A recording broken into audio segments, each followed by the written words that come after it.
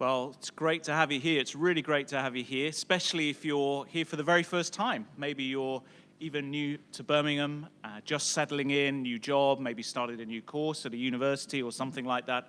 You're really, really welcome this afternoon, and it's great to see you. My name's Neil. I'm one of the pastors at both City Church and Second City, and you may have already worked out from this banner over here that we're looking at a brand new series starting today called Making Sense of God. And there is actually on your table also a couple of postcards. One of them has both that image on the front, and then if you turn it over, you'll see some of the themes that we're looking at over the coming weeks. And our title today, should I think come onto the screen behind us, is Isn't Religion Dead? That's what we're going to think about as we start today. I want to start first with a story. It's a true story of a man called Lieutenant George DeLong. And way back in 1879, he set out on a voyage of discovery aboard a ship called the USS Jeannette. And his goal was a very simple one: to be the first person to ever reach the North Pole. Now, to be first anywhere obviously raises challenges, doesn't it? I mean, first you have to find your way to somewhere no one has been to before. That's a challenge. But secondly, you also have to know what to expect when you get there. And DeLong, back in 1879, thought he had the answers. He'd been persuaded that there was actually an open polar sea that meant he could sail all the way directly to the North Pole. It would be an ice-free expedition. And there were plenty of financial backers willing to set him off on his journey of adventure. Now, for you and me, I hope, if we've been listening in to what I've said, the alarm bells are already ringing. Here's a man who thinks he can sail all the way to the North Pole. But of course, he knew no different and knew no better. He set off with every good intention. No doubt he'd done all the preparations he thought were necessary. But here was the problem. He was setting off on an entirely fictitious and false view of reality. He thought he was going somewhere that we now know was an impossible dream. And with all the best will in the world, all the cartographers, all the scientists and geographers who backed him on his journey, they were all wrong too. And he gambled everything. He gambled his whole life that he could sail his way and arrive at the North Pole. But he soon faced the harsh reality of a bitter Arctic conditions. And he wrote these words in his journal towards the end. He said, "I pronounce a gateway to the North Pole a delusion and a snare. Does the ice never find an outlet?" And the answer was no. And within 2 years, the ship was crushed and DeLong was dead. It's a tragic story, isn't it? Of a life that was unnecessarily lost, and no doubt others with him, all because he had an idea of what the world was like that was simply wrong. You could say that they'd entrusted their lives to a map of reality that proved to be false. And I start with this story because I think in some ways it's sort of a picture of modern times and of modern life. We're all of us having to decide which map we're going to follow, which course we're going to take, where our journey's end will be and how we hope to get there and what it's going to feel like when we do. We seek after a route to meaning or satisfaction or happiness. We know what we want. The question is, will our map take us there? Or will it end in delusion or even destruction? Now, many people, no doubt many of your friends, perhaps even some of your family, are following a map that says anywhere but religion. Religion is not going to help me in any shape, way, or form navigate my path through this world. Now, not everyone says, I don't believe in God. Some people are just happy to say, I don't see a need to think about God. I mean, let's imagine for a moment that you rented an apartment and the flat upstairs, as far as you can tell, is empty. And someone says to you, oh, actually, your landlord lives upstairs. But whether he does or not is kind of, well, it's just pretty irrelevant to you, isn't it? Maybe he does, maybe he doesn't. Doesn't really affect my life. And that's, if you like, a parallel with a secular view of reality. Maybe God's there, maybe God's not, doesn't matter. The pathway for my life, though, just doesn't involve him and doesn't include him. That's secularism. And that's a charted path for many people in our world today. If you're a Christian, maybe you're starting at university, and one of the problems is simply trying to find someone else who not just believes in God, but wants to set God at the center of their priorities. Maybe you're someone who's arrived in Birmingham as a Christian, but you're not sure whether this is the route to continue on, whether this is going to get you where you think you need to go. Or whether you worry, well, given no one else seems to be following this path, am I on my way to a dead end? Am I backing a dead horse? And you wonder whether being a Christian really makes sense in the modern world. You know Jesus, and you know he died for you, but you wonder whether he can take you where you really want to go. And I guess we look at the world and we think, well, it seems that religion has a smaller and ever smaller place to play in society. That actually, maybe in just a few years' time, our children or our children's children, well, there won't be talk of God at all. Maybe religion is dead, always in decline. Mark Twain once was supposed to have said after a newspaper ran an obituary on him, reports of my death have been greatly exaggerated. He wasn't dead when the obituary was run. And I want to say, I think we'll find it's the same for religion. Reports of its death have been greatly exaggerated. And I think that for a number of reasons. I'll try and tell you them briefly, and we can chat about them in our tables.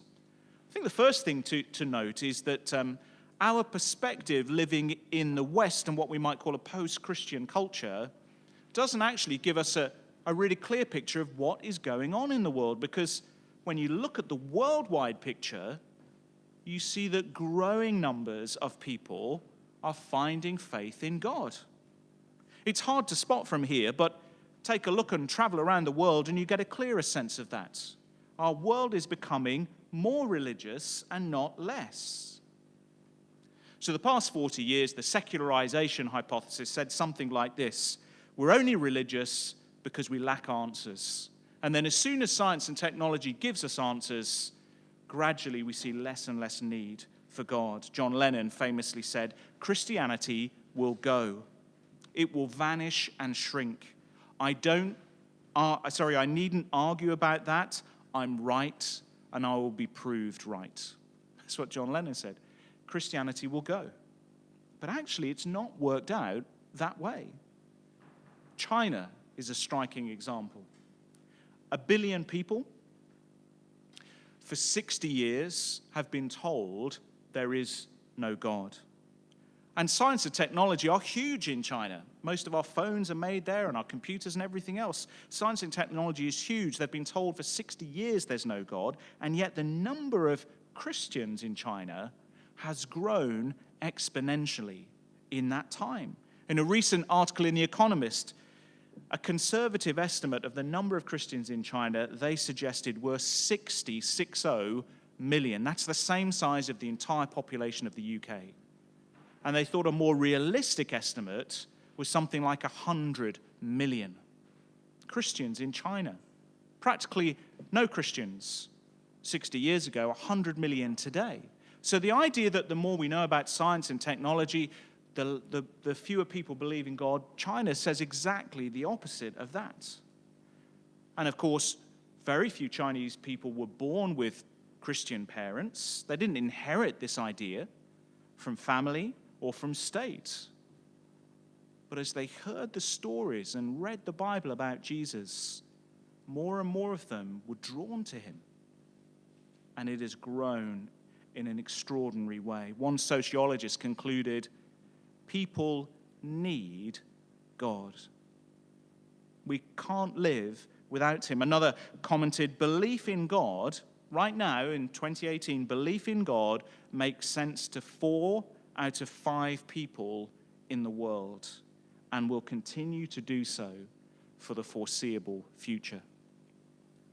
So is religion dead? Well, actually, just pure statistics will demonstrate that it's not. And that people seem to want and need God in some sense. Why? Well, I want to suggest the Bible actually tells us something about this human need for God. And really tells us why religion won't ever die out. And the first point of my 2 on this theme is simply this: that people realize that without God, something is missing. Something's missing. Ecclesiastes, let's just turn back there, would you? So that's to page 669 and Ecclesiastes chapter 2. It's a great book to read, and we can't look at the whole thing now, but I just want to highlight a couple of things as we go. Ecclesiastes chapter 2, page 669. Our writer, when you read it, is on a quest for satisfaction, for meaning. He's trying to chart this path to happiness and navigate his way through life. And in chapter 2, he tells us all the different alternatives that he'd chosen. I feel like he's in a maze, and he kept saying, I'll go this route, and I'll try going that route and see where it gets me. And he looks at 4 in the verses that we read just briefly a moment or 2 ago. And the first path he tried was, maybe it's wisdom that I need. Knowledge is the key to life. Maybe, verse 12, he said, I turned my thoughts to consider wisdom. The university I attended was and continues to be the strongest university in the country. It's the strongest because it holds up all of the others, being at the very bottom of the entire league table. I'm not going to tell you which one it is, but maybe you can tell me later. But yeah, I was really proud of going to university because I was the first in my family to do a degree. No, not my parents, my aunts, my uncles, my cousins. No one had been to university before. And maybe you're a student right now, or you're a graduate, and you think, actually, it has a real sense of achievement to be doing a degree or having done a degree. And the writer of Ecclesiastes, verse 13, said, I applied my mind to study, maybe you do from time to time, and exploring wisdom. Verse 16, he was able to say, look, I have increased in wisdom, verse 16, more than anyone who has ruled over Jerusalem before me. I have experienced much of wisdom and knowledge. He is no dunce. He's the brightest of the bright. He's heading for a first. He's captain of the University Challenge team. There is nothing, verse 16, that this guy does not know. But here is his conclusion. For all his degrees and PhDs, wisdom can't fix the world. And the clue is what he says in verse 15. Have a look there with me. He says, what is crooked cannot be straightened. What is lacking cannot be counted. You see, brains can build safer, more reliable cars. Brains maybe can find a cure for cancer. But what brains can't do finally is deal with human selfishness, human sin, and human death. Wisdom can't make straight what is crooked. Back in 2009, Obama said, yes, we can. 9 years later, Guantanamo Bay is still open. The Syrian war rumbles on. Yes, we can fix some things, but the brokenness of the world, no amount of intelligence can put right. Brains won't fix our world. So he then says, well, I tried wisdom. That didn't get me very far. What about pleasure as the key to life?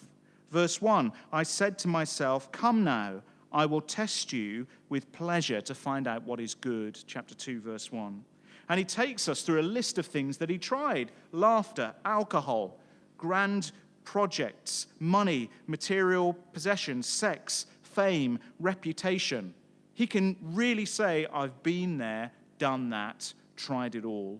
Do you notice what he says in the first few verses of chapter 2? He says, I understood. It's all about himself. I understood. I built. I made gardens. I amassed. I acquired. I became greater. Verse 10, I denied myself nothing my eyes desired. Maybe there's all sorts of things you'd love in life, and you think, I doubt I'll ever be able to afford them. Here's a man who said, I could buy anything I want. I refuse my heart absolutely no pleasure. Solomon came as close as any man, Solomon the writer here came as close as any man to building paradise on earth. Surely there would be meaning and satisfaction for him there, but the answer, as you read through the book, is no. Some happiness, yeah, of course, but meaning and satisfaction, you can't buy that. Darren Brown, the magician and illusionist, has written a book entitled Happy, Why More or Less Everything is Absolutely Fine. And he puts it this way. He says, don't confuse financial success with happiness. We might get richer, but we don't become more content. I'm no more or less happy than I was post-university, claiming housing benefit in between occasional magic gigs. I'm no more and no less happy for all of his millions that he has. And he says this, the problem with the modern conception of happiness is that it is seen as some kind of commodity. There is this fantasy that simply by believing in yourself and setting goals, you can have anything. But that simply isn't how life works. And he concludes with these remarkable words. Darren Brown says, you need a change of soul, not a change of climate. We think if I only had this, and if I only had that, and if this job came my way, or if I met the right person, or if I moved to a bigger house or drove that, he says you need a change of soul, not a change of climate or circumstance. Materialism, consumerism just can't get you there. And Solomon denied himself no pleasure, 2 verse 10, and never found it. Wisdom is better than folly, just as light is better than darkness. But here's the problem for Solomon. I came to realize that the same fate overtakes both the wise and the fool. You ever walk around a graveyard? Do you do that sometimes? Am I the only one? Occasionally walks around a graveyard. Not late at night or anything, don't get me wrong. But do you walk around and look at the names? And you try and work out how old people were, perhaps when they died, and you see someone who's like 23, and you think, wow. And then like a 9, little girl of 9. And then someone who in the 18th century managed to live to 93, and you look at it all, and yet they all face the same fate. The wise and the fool, the healthy and the not so healthy, the successful and the unsuccessful, the politicians, the bin men, all of them in the grave. What is the point? What can you do and build that will last forever? Walk around a graveyard and you realize the answer is, there's nothing you can do. I'm here today, I'm gone tomorrow, I'm forgotten. And not even Solomon's hard work could give him a lasting sense of happiness. What legacy could he leave? He says at the end of chapter 2, actually, do you know what? One of the most frustrating things is if you amass a fortune and then you die, who's going to get it? And what might they do with it? They might ruin my name and reputation and squander all the wealth that I acquired and amassed. You know, Michael Jackson, in his estate, earns over $100 million a year. $100 million a year Michael Jackson earns. And he doesn't receive a penny. And I don't know who gets his $100 million. And I don't know what they do with it. But it's made the world not a better place, I suggest. So what is the answer? Well, the reason that religion won't finally die is because something's missing when we try and find our happiness and success in money or fame or reputation or in academic success or anything else. And the first glimmer in Ecclesiastes is there in verse 24 at the end of our reading. A man can do nothing better than this: eat and drink and find satisfaction in his work.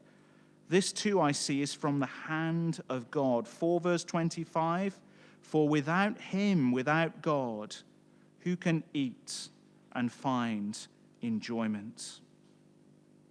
God gives perspective on all of our human endeavors.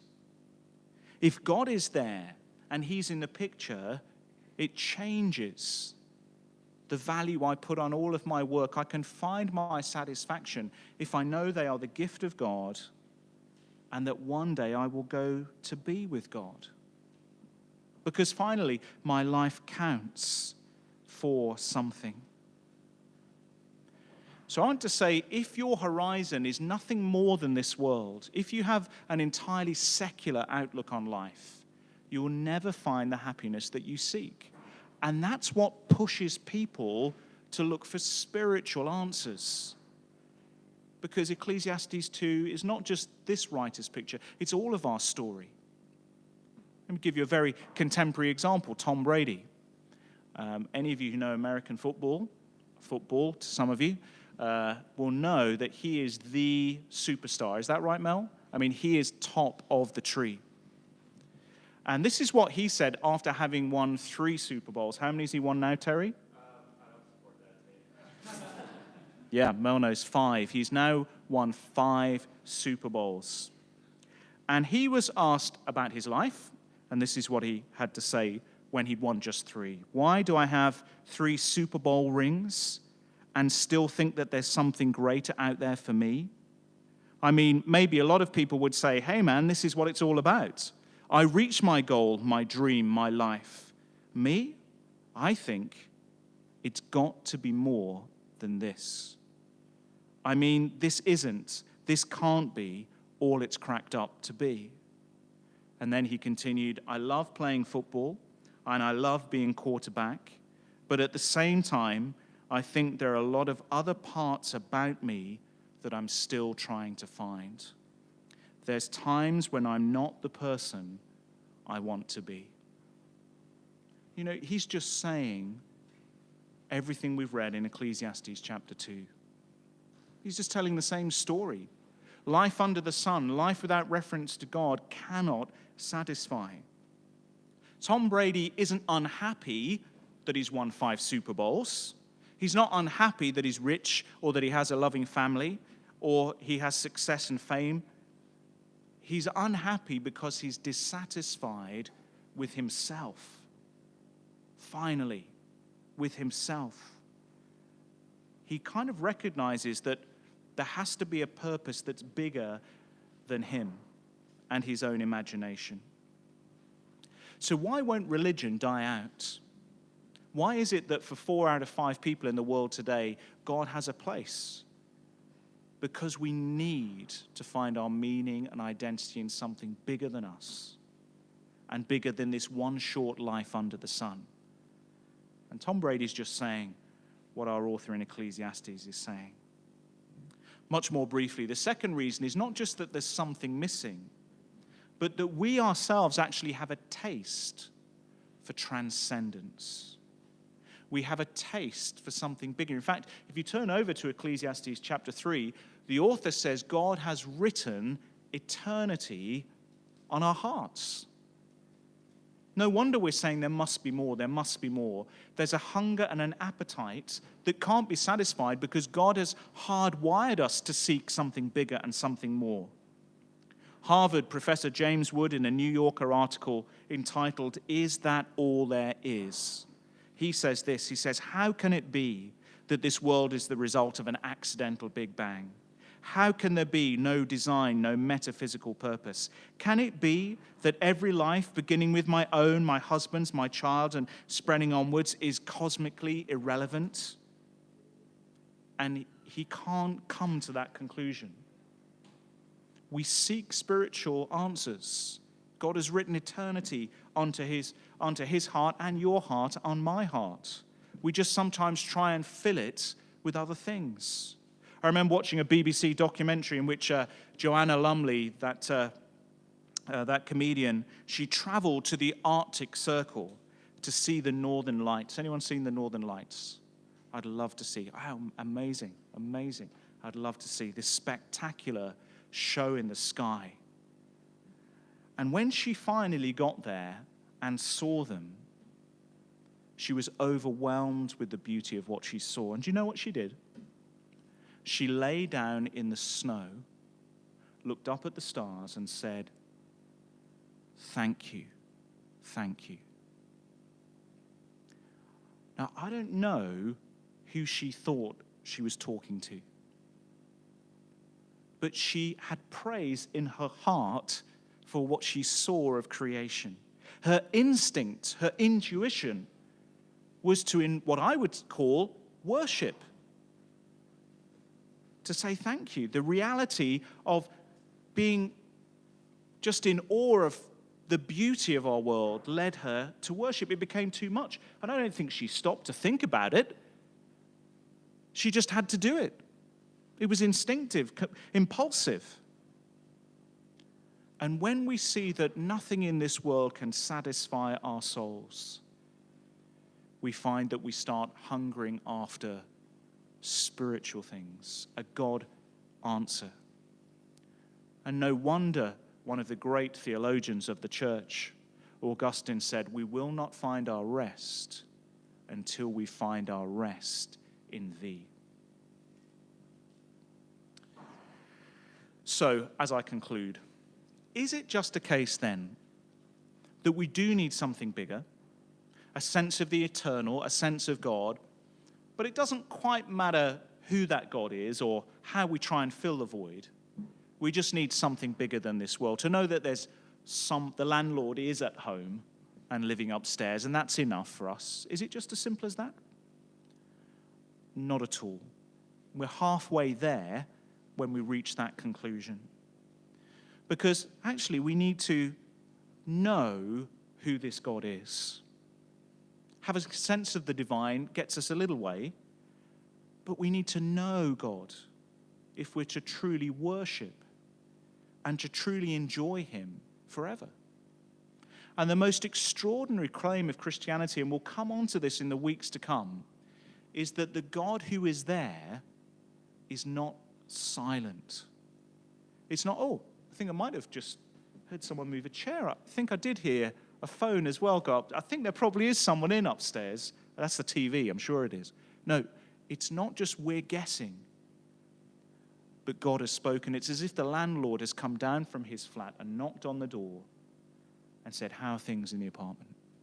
And let me introduce myself." And we know that that's what God is like because of the person of Jesus.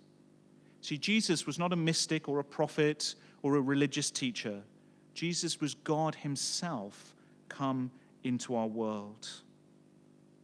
And he came, he said, to give us life and life to the full. Yes, we might enjoy our work, we might enjoy a marriage, we might raise children, we might have a sense of achievement, but knowing God now and forever is what it's about. And Jesus came to connect us to the God who has made us. And the reason that we know that religion won't die out is religion can't die because Jesus can't die. Jesus is the eternal one who lived and then did die for our sins, but has now risen from the dead on that Easter Sunday for life eternal. And that means that you can begin a relationship with God through Jesus that can never be broken and can never come to an end because Jesus can't die again. And it's his life that guarantees our life. And it's because he lives forever that those who know him can live forever with him. So maybe you're here and you would say I'm a Christian, but as I chart my path through life, I'm not really sure how much God is going to feature. Well, can I leave you, if you are a Christian, with this question? Who or what do you think is able to fulfill your dreams? Why do you think it's going to be money? Why do you think it's going to be academic success? What gives you the sense that that's where I'm going to find my life's satisfaction? If a man who had it all, Ecclesiastes 2, can say that's a dead end. If Tom Brady can tell you it's a dead end, can't you hear what they're saying? Don't look for it. Don't give up on Jesus because you're tempted to chase after the things of this world. It's a dead end. And if you're here as someone who wouldn't necessarily call yourself a Christian, would you be up for taking a look to see if the landlord's in? And whether he has something to say to you? Would you keep coming and listen in as we dig a bit deeper and meet Jesus more personally in the weeks to come?